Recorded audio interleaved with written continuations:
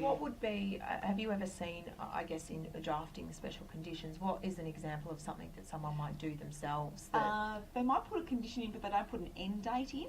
So the contract goes on, so we can't actually sort of finite when are these things supposed to be satisfied. Right. Another one we saw recently, which is really easy to happen, is a client purchased a property. They asked for several finance extensions, but the property was currently tenanted.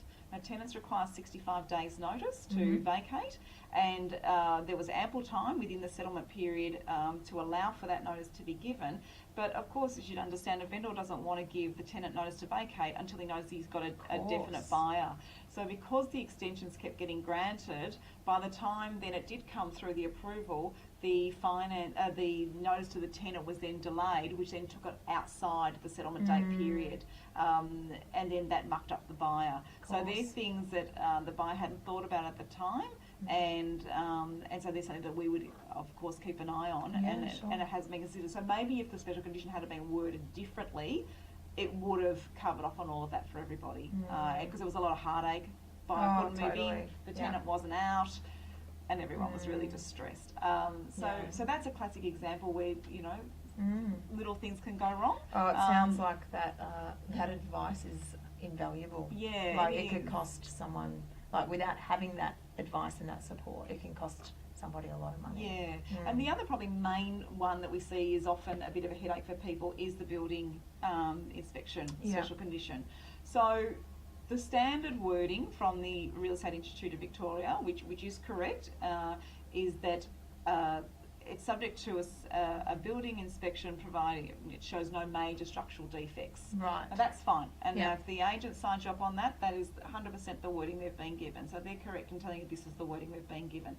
The problem as conveyancers that we find with that is it's very narrow. It backs buyers into corners. So we always say you must sign subject to satisfactory building and pest inspection. If it's not satisfactory to you, you're able to end the contract, because there could be maintenance issues with the property which aren't major structural, but they can't get you out.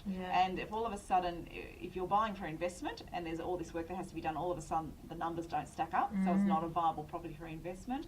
If you're possibly a first homeowner, or you've really budgeted close to the wire to get this property, to then find you have these maintenance issues that have to be attended to relatively quickly, all of a sudden blows the budget out, and there's nothing we can do about it.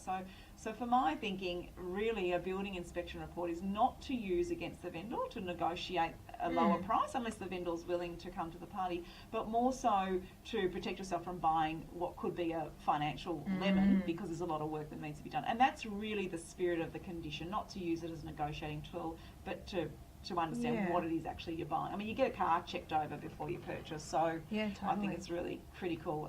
And I think there was an article in the paper last week about a property in, I'm not sure where it was more inner Melbourne, but it was a $40,000 slate roof problem that had to be replaced, and it wasn't major structural. Oh wow. That's a big expense, you know, and which looks okay outwardly, but obviously when it was looked at more carefully, once the buyer had settled, too late. Too late. So it's really critical to get those reports done and have that wording on the contract worded correctly. So that would probably be one of the biggest headaches we see. I strongly recommend. Definitely. All right. Well, thank you, Kim. You've definitely opened my eyes up every time I speak to you about different things in the industry, and I've been in it a long time too. So it's great to work alongside you and have you to look after my clients too.